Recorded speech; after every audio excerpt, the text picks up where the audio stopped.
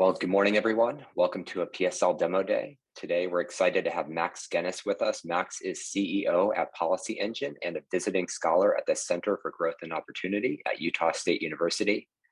Max is working hard on a model called Open Fiscal US, which is modeling tax and benefit policy in the United States at the federal and state level.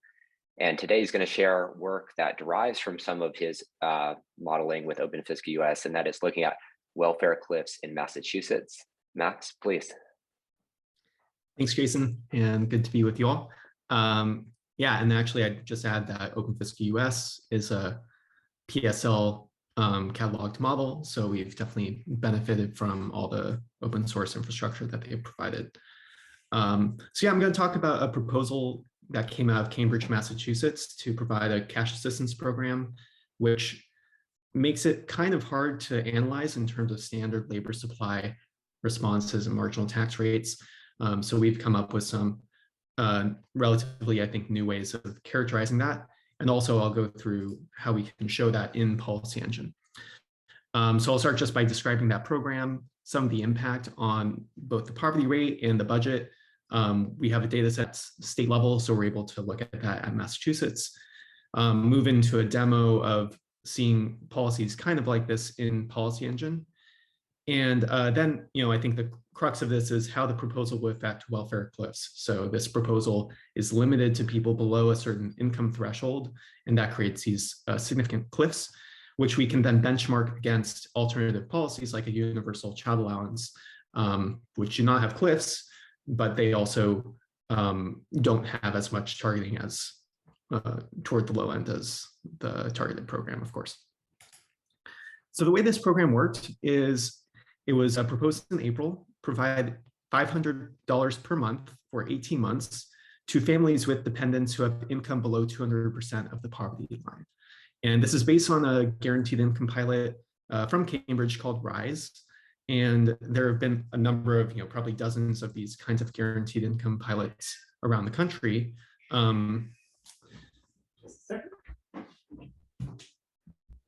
Cat's requesting entrance.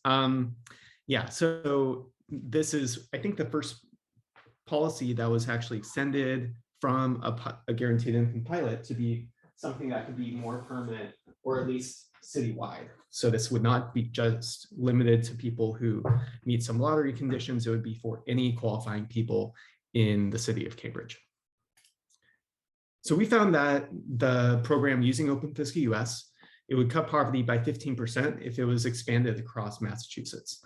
And you can then drill in, see, okay, child poverty falls 42%.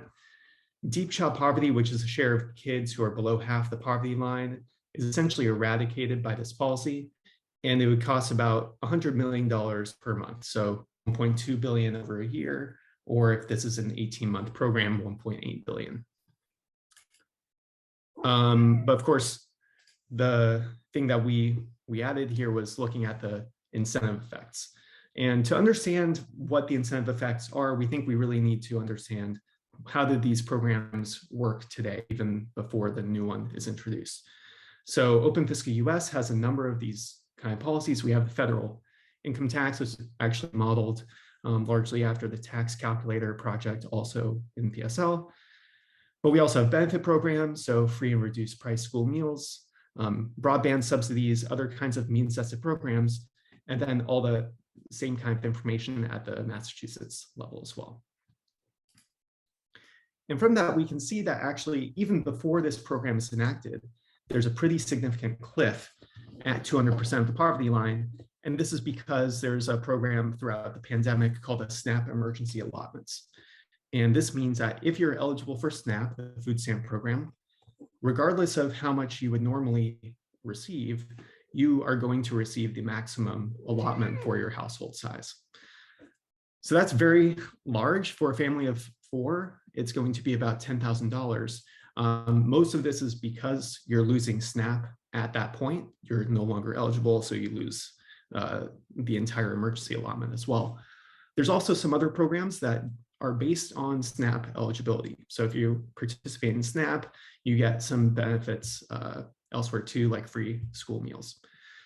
And the thing we showed here was actually that you have what's called an earnings dead zone. So if you're earning just below 200% of the poverty line, you're getting after taxes and benefits about $60,000.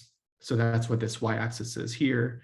It's the amount of your earnings plus benefits minus taxes, and x-axis is just how much you earn. And to get back to $60,000 after losing $10,000, you have to earn another $14,000. So you have to go from your earnings of 55K to 69K. And here's where I wanted to jump over to PolicyEngine and just show you how this looks in the live site. So this is policyengine.org. You can still see this tab, the new tab. Cool. So by default, we show the policy page. This is, really a policy reform app. This allows you to compute the impact of customizable tax and benefit reforms. So we've got income tax changes. We'll actually go to the SNAP program in a second, so you can kind of design your custom reform. I'm going to jump over first to the Your Household page, where we can describe this household we were just looking at. So this is, you can say, what's your household structure? How much do you earn? Where do you live? And it'll show how much you get after taxes and benefits. So we're going to put them in Massachusetts here. And I think for this household, we had $1,000 per month in housing costs. This ends up affecting your SNAP benefits and other programs. And then also broadband costs are going to affect it. So we can say 50 per month. And I think that's kind of all we need. So we can now go to calculate your net income. This is going to assume they have zero income. So we're going to see after this chart what it looks like when they start to earn more. But this household in Massachusetts, they would get about $11,000, $12,000 in benefits and tax credits. So there's a Massachusetts dependent care credit that they would get regardless of their earnings. And on the benefit side, SNAP is going to be the most significant benefit that we model here. So about $9,000 per year. And some of this is the emergency allotment. Most of it is a normal allotment. But they also got some other benefit programs, so free school meals, the Lifeline, and other broadband subsidies. And now where we can see that chart we were just looking at is the see how earnings affect you chart.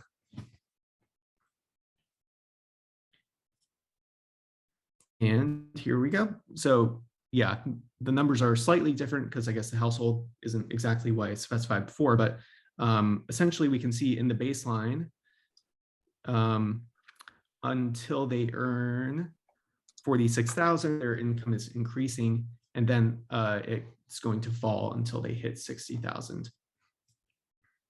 So you can design this for any individual household, and it'll tell you for a given earnings level what your net income is going to be. We also show the marginal tax rates. So marginal tax rates are relatively high at for folks who are kind of between 100% and 200% of the poverty line, and then they fall back. And this is because a lot of those benefits are phasing out. So now if we go back to the policy page, we can actually sort of reduce some of that problem by repealing the emergency allotments. And now we'll see, instead of cliff, there's going to be more of a smooth phase out of the SNAP program.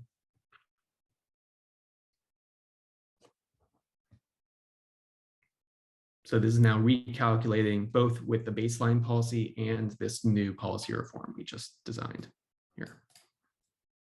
Okay, and now we can see the blue line is the reform. So you can kind of see a much smaller cliff here. There's still a bit of a cliff, but it's a lot smaller, and the earnings dead zone is actually a lot smaller as well. So instead of having a 14,000 wide earnings dead zone, it's about 3,000. And we can see also the difference between the baseline and reform policies here. All right, so we actually don't have the Cambridge program. We've kind of focused primarily in PolicyEngine on the kind of policies that are already part of the government. So we don't have that there, but we did do it as a separate exercise for the CGO paper.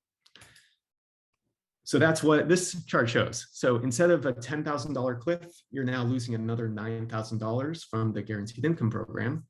And so that's a $19,000 drop overall. And that's going to roughly double the size of this earnings dead zone. So instead of having 14,000 wide, now $26,000 from 55 roughly to $81,000 that you're sort of worse off earning. So pretty significant distortion. Usually you think of marginal tax rates as being the primary driver of labor supply and macro models and things like that.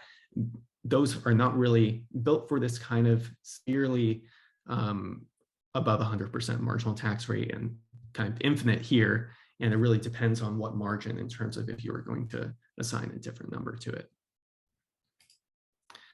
So last thing we did is just benchmark against a universal child allowance. So this is just a flat payment for every kid. You know, this program is really geared toward families with dependents. So it is kind of child-oriented policy. And that lets us just see what happens if you have a different design. So looked at two different axes here. There's really the cost of the program, and this is all Massachusetts wide, and there's how much it reduces poverty. So looking at those two, we see the Cambridge Cash program over the course of a year. Here it costs $1.2 billion, and it cuts poverty by about 14%. So you've got this this point here. It's very effective at cost effectively, reducing poverty. Of course, it has all the other problems I just shared as well. And the child allowance at the same cost would actually only reduce poverty about 3%. So definitely a much smaller effect. You have to roughly double to triple the cost of the program. So you've got to increase it from 1.2 billion to about 3 billion for the universal child allowance to have the same impact on poverty. So these are the two extremes. You could have a means tested program that phases out instead, that creates less of these welfare cliffs, but want to show just how these two ends of the spectrum compare. So just to wrap up, I think this cash assistance program, one thing I didn't really talk about though, is it really does reduce poverty a lot, it reduces deep poverty a lot, and that's largely because unlike some other programs that we have today, it does not have a work requirement. So it's going to reach those, and that includes the child tax credit and EITC. Those programs fail to reach the poorest kids, but it really distorts earnings incentives substantially. So we think this earnings dead zone metric can be an alternate or complementary metric to marginal tax rates. And universal child allowances avoid these work disincentives. They also avoid some of the problems with the existing system that fails to reach the poorest children, but it's more costly. So you have to pair it with tax reform as well, or some other reforms to raise more revenue. So with that, I will take your questions. Thanks. Max, thanks a lot. Great presentation. I'll open it up if anybody's got questions for Max about his work. Oh, sorry. I've got one, if I could sneak one in for Max. I think that last picture you showed with comparing the Cambridge Cash with the Universal Child Credit highlights this trade-off between universal credit, universal payments that are more expensive and means-tested programs that are less expensive but have this. I mean, you highlight two dimensions of inefficiency. You've got the welfare cliff that I think most of us in public finance focus on, but then you've got the dead zone that's also a measure of inefficiency. And I think that's a cost that doesn't get factored into these analyses of means-tested programs. Do you have any idea, Max, how big the cost might be, the inefficiency cost of those welfare cliffs plus the earnings dead zone? I have not seen a paper on it. There was one paper that at least compared the behavioral responses of a tax compared to a loss of a benefit. In theory, these would be equivalent. You have people just optimizing for their total net income.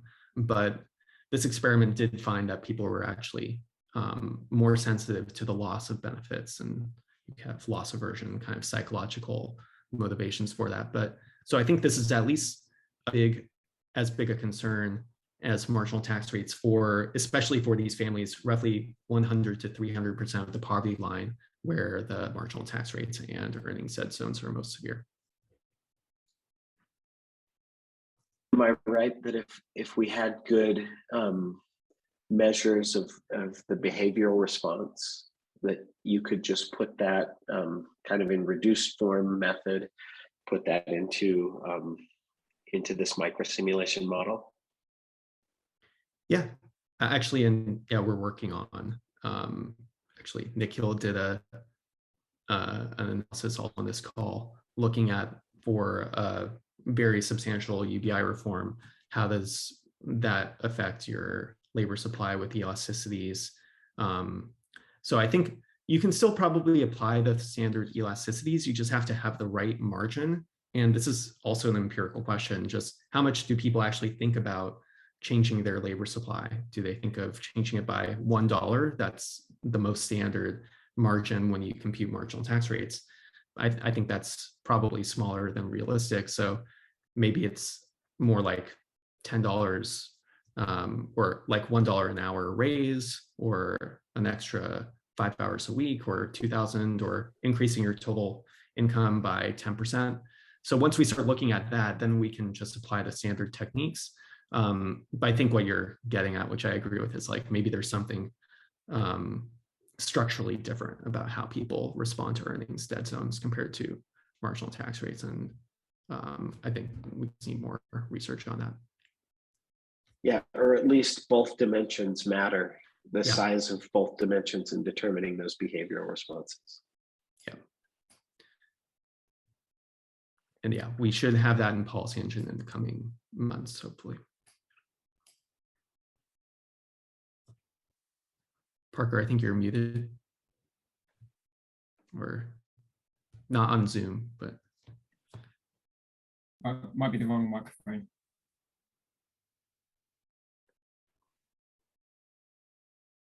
While Parker figures that out, let me jump in with a comment here. I think it's really enlightening here, like the work CGO and PolicyEngine are doing on modeling these state benefits programs, in that there's so much piggybacking across these programs, right? Like this Cambridge piggybacking on the SNAP eligibility administratively, like that makes a lot of sense, because you don't have to check multiple dimensions of characteristics of the household or individual, whether they qualify, but it really does compound these incentive effects. So that's really interesting takeaway from this. Parker. All right, let's try this again. There you go. Can you hear me? Yes. Yep, great. Great. So Max, I think it's interesting when you are setting up that comparison about a targeted cash transfer and a universal benefit, and looking at the cost. Does your simulation do anything to account for the sources of financing, and how this tax is paid for, or how the benefit program is paid for, either at the small size or potentially larger size, how that would affect the economy? Yeah, so we don't have labor supply responses yet, but when we do, they would apply to the full marginal tax rate. So marginal tax rate after both taxes and the loss of benefits. So yeah, if you were to fill in that $2 billion gap or so to get from the poverty impact of a targeted program to a universal program, you would definitely need some more taxes. I think in almost all cases, though, the tax would be a broader base effectively. And so I think you would probably see more economic efficiency from, just as you do in general. I think it's a consistent result in public finance. A broader base is going to reduce economic inefficiency. But yeah, it is an empirical question. If you had it funded by corporate tax or something like that, that could be less efficient as well. But yeah, you can actually design, I mean, we probably don't have time for it today, but definitely encourage anyone to try out PolicyEngine, because you can actually play with that, figure out how much of an extra tax amount. Massachusetts has a 5% flat income tax. So if you bump that up to 5.5%, does that sort of fill in the gap, and how does that affect the total MTR schedule for different households? Okay, so it's possible to do that within PolicyEngine, but just not, you didn't prepare that before this presentation. Well, we only show the static effects, so we don't have the sort of dynamic effects. Yeah, if you're just interested in static, you can definitely do that. Okay. Yeah. Jason, to kind of go back to the point that you'd made about sort of borrowing kind of overlapping thresholds, or something like 2% being both potentially useful for helping people understand sort of where that line is, but also sort of running the issue of compounding those effects. I was also wondering about sort of the flip side of that, which is the potential interplay between these programs. So something like, I guess, Max, this is more a question maybe for you, of did the Cambridge Rise program exempt those sort of guaranteed income dollars from SNAP eligibility, or were those feeding into people's eligibility as they went as unearned income, that would sort of affect where those thresholds actually fell for people at different income points, and sort of where that phase out kicked in for them? Yeah, this is a major part of the whole process of setting up a GI pilot, is trying to get exemptions for various programs. Yeah. So generally, yes, you're able to, states have been giving waivers for SNAP and some other programs. Some programs like supplemental security income do not provide those waivers, because those are federal programs. So what they do in those cases is they figure out how much you're going to lose from the benefit and just sort of fill that in for you. So they're trying to get as close to the full impact of the GI as like the only exogenous change to your income. Great, thanks. Yeah.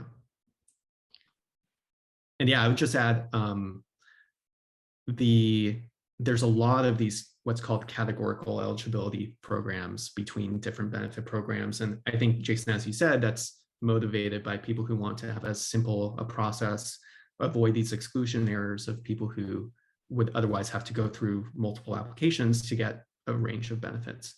And that does have that upside. It does amplify any of these programs. And the Cambridge program actually was not, to my knowledge, tied to 200% of the poverty line to piggyback on SNAP. That may have been part of it, but they didn't mention that.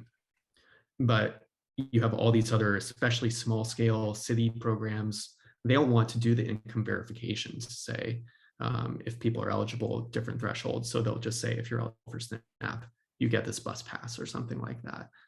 So I think we definitely look forward to applying this technique to really quantify the impact of those choices. Max, thanks so much. And thank you all for your questions. Everyone have a good day. Thanks, everyone. Thanks. Bye.